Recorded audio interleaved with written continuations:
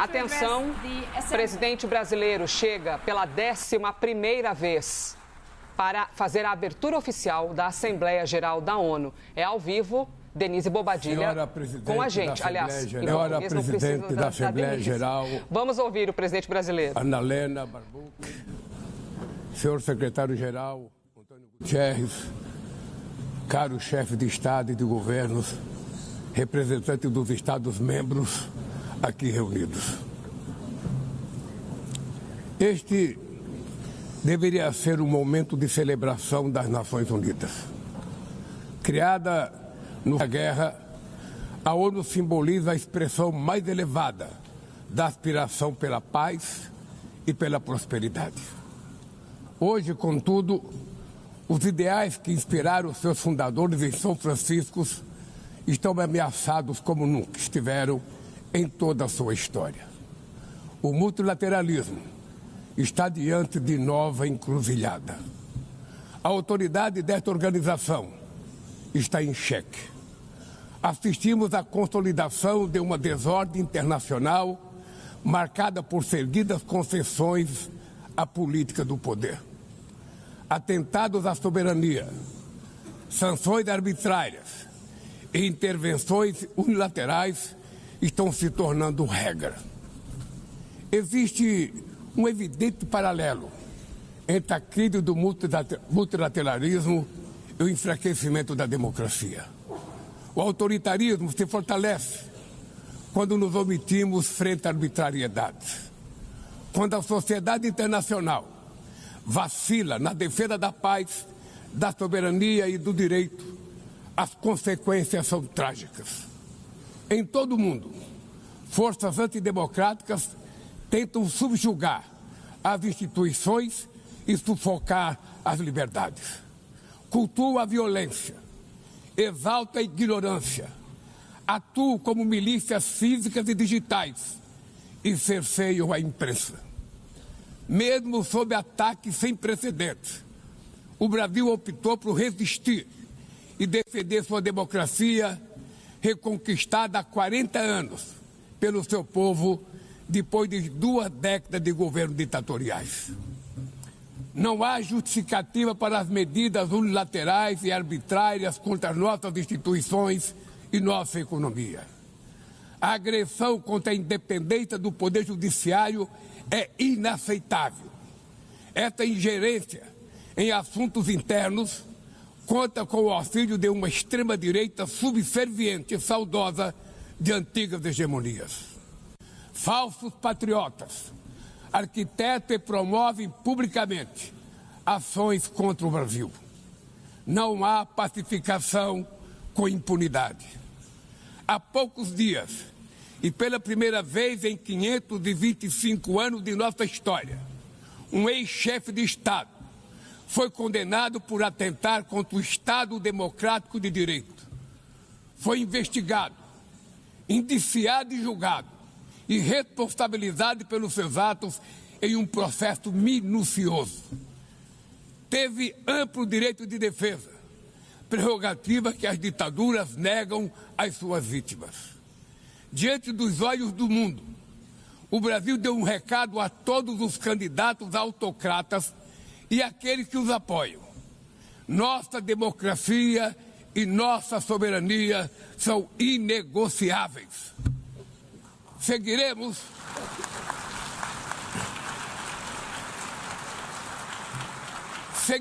como nação independente e como povo livre de qualquer tipo de tutela. Democracias sólidas vão além do ritual eleitoral. Seu vigor pressupõe a redução das desigualdades, a garantia dos direitos mais elementares, a alimentação, a segurança, o trabalho, a moradia, a educação e a saúde. A democracia falha quando as mulheres ganham menos que os homens ou morrem pelas mãos de parceiros e familiares. Ela perde quando fecha suas portas e culpa migrantes pelas mazelas do mundo. A pobreza é tão inimiga da democracia quanto o extremismo. Por isso, foi com orgulho que recebemos da FAO a confirmação de que o Brasil voltou a sair do mapa da fome este ano de 2025. Mas no mundo, ainda há 670 milhões de pessoas famintas e cerca de 2 bilhões e 300 milhões enfrentam insegurança alimentar. A única guerra que todos podem sair vencedores é a que travamos contra a fome e a pobreza. Esse é o objetivo da Aliança Global que lançamos no G20 e que já conta com o apoio de 103 países. A comunidade internacional precisa rever suas prioridades, reduzir os gastos com guerras e aumentar a ajuda ao desenvolvimento, aliviar o serviço da dívida externa dos países mais pobres, sobretudo os africanos, e definir padrões mínimos de tributação global para que os super ricos paguem mais impostos que os trabalhadores. A democracia também se mede pela capacidade de proteger as famílias e a infância. As plataformas digitais trazem possibilidade de nos aproximar como jamais havíamos imaginado, mas têm sido usadas para semear intolerância, misoginia, xenofobia e desinformação. A internet não pode ser terra sem lei. Cabe ao poder público proteger os mais vulneráveis. Regular não é restringir a liberdade de expressão, é garantir que o que já é ilegal no mundo real seja tratado assim também no ambiente digital, no ambiente virtual. Ataques à regulação servem para encobrir interesses escusos e dar guarida a crimes como fraudes, tráfico de pessoas, pedofilia e investidas contra a democracia. O Parlamento brasileiro, corretamente, apressou-se em abordar esse problema. Com orgulho, promulguei na última semana uma das leis mais avançadas do mundo para a proteção de crianças e adolescentes na esfera digital. Também enviamos ao Congresso Nacional projeto de lei para fomentar a concorrência nos mercados digitais e para incentivar a instalação de data centers sustentáveis.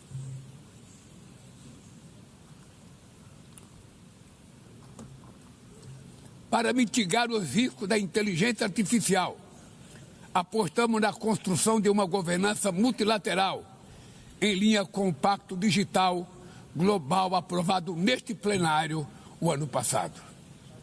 Senhoras e senhores, na América Latina e Caribe, vivemos um momento de crescente polarização e instabilidade.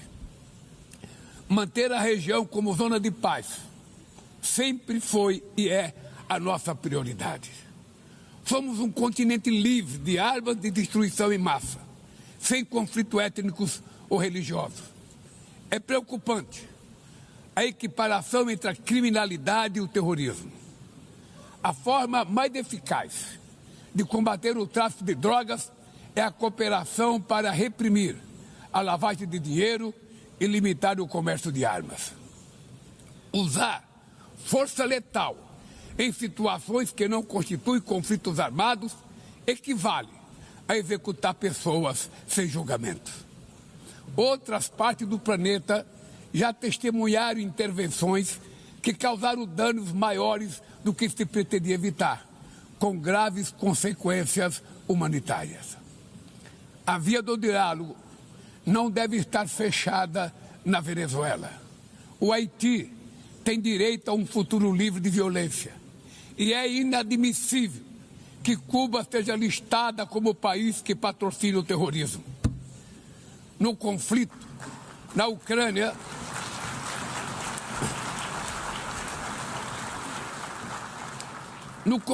Ucrânia, todos já sabemos que não haverá solução militar. O recente encontro no Alasca despertou a esperança de uma saída negociada. É preciso pavimentar caminhos para uma solução realista. Isso implica levar em conta as legítimas preocupações de segurança de todas as partes. A iniciativa africana e o Grupo de Amigos da Paz, criado por China e Brasil, pode contribuir para promover o diálogo. Nenhuma situação é mais emblemática do que o uso desproporcional e ilegal da força do que a da Palestina. Os atentados terroristas perpetrados pelo Hamas são indefensáveis sob qualquer ângulo, mas nada, absolutamente nada, justifica o genocídio em curso em Gaza. Ali, sob toneladas de escombros, estão enterradas dezenas de milhares de mulheres e crianças inocentes. Ali também estão sepultados o direito internacional humanitário e o mito da superioridade ética do Ocidente. Este massacre não aconteceria sem a cumplicidade dos que poderiam evitá-lo. Em Gaza, fome é usado como arma de guerra e o deslocamento forçado de populações é praticado impunemente. Quero expressar minha admiração aos judeus que, dentro e fora de Israel, se opõem a esta punição coletiva. O povo palestino corre o risco de desaparecer. Só sobreviverá como um Estado independente integrado à comunidade internacional. Esta é a solução defendida por mais de 150 membros da ONU, reafirmada ontem aqui, neste mesmo plenário, mas obstruída por um único veto. É lamentável que o presidente Mahmoud Abbas tenha sido impedido pelo país anfitrião de ocupar a bancada da Palestina nesse momento histórico.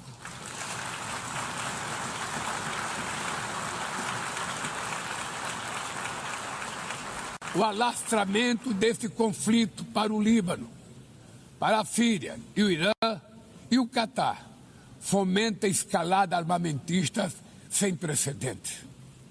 Senhoras presidentas, bombas e armas nucleares não vão nos proteger da crise climática. O ano de 2024 foi o mais quente já registrado. A COP30 em Belém, no Brasil, será a COP da verdade. Será o momento de os líderes mundiais provarem a seriedade de seu compromisso com o planeta. Sem ter o quadro completo das contribuições nacionalmente determinadas, as chamadas NDCs, caminharemos de olhos vendados para um verdadeiro abismo. O Brasil se comprometeu a reduzir entre 59% e 67% suas emissões, abrangendo todos os gases de efeito estufa em todos os setores da economia. Nações em desenvolvimento enfrentam a mudança do clima ao mesmo tempo em que lutam contra outros desafios.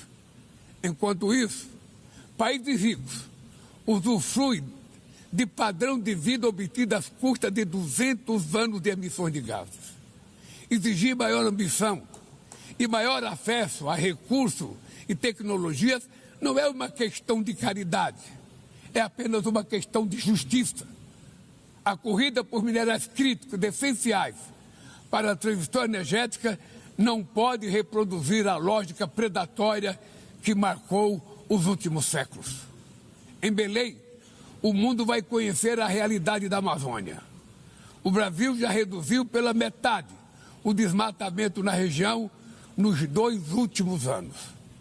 Erradicá-lo requer garantia, condições dignas de vida para seus milhões de habitantes.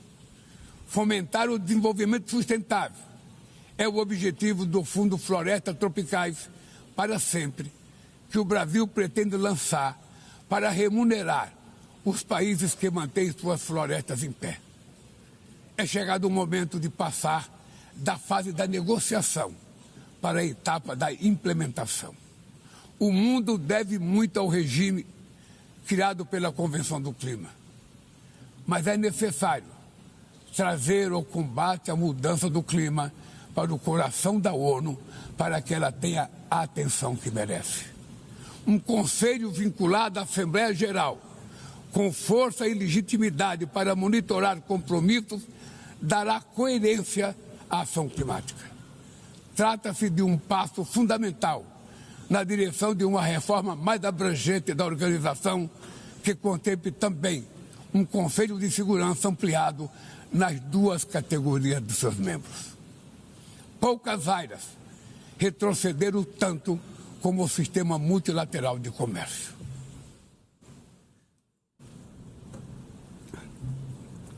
Medidas unilaterais transformam em letra morta princípios basilares como a cláusula de nação mais favorecida.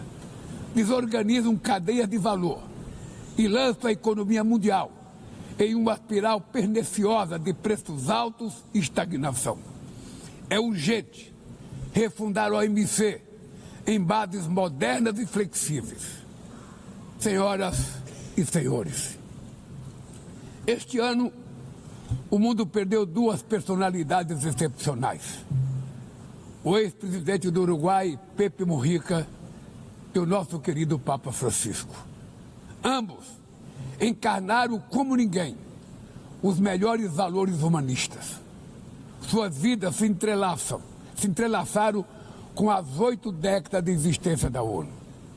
Se ainda estivesse entre nós, provavelmente usariam esta tribuna para lembrar que o autoritarismo, a degradação ambiental e a desigualdade não são inexoráveis. Que os únicos derrotados são os que cruzam os braços resignados. Que podemos vencer os falsos profetas de oligarcas que exploram o medo e monetizam o ódio. E que o amanhã é feito de escolhas diárias e é preciso coragem de agir para transformá-lo. No futuro que o Brasil vislumbra, não há espaço para a reedição de rivalidades ideológicas ou esfera de influência. A confrontação é inevitável. Precisamos de lideranças com clareza de visão, que entendam que a ordem internacional não é um jogo de soma zero. O século XXI será cada vez mais multipolar. Para se manter pacífico, não pode deixar de ser multilateral. O Brasil confere crescente importância à União Europeia, à União Africana, à ASEAN, à CELAC, aos BRICS e ao G20. A voz do Sul global deve ser respeitada e ouvida. A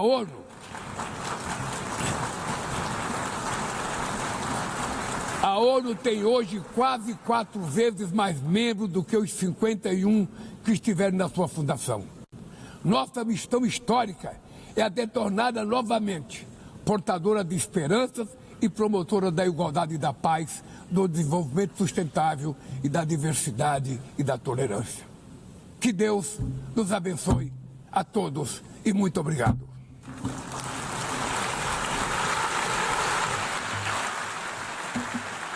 Chegou ao fim a fala do presidente brasileiro na Assembleia Geral da ONU e nós acompanhamos 5 vezes em que o presidente do Brasil foi aplaudido.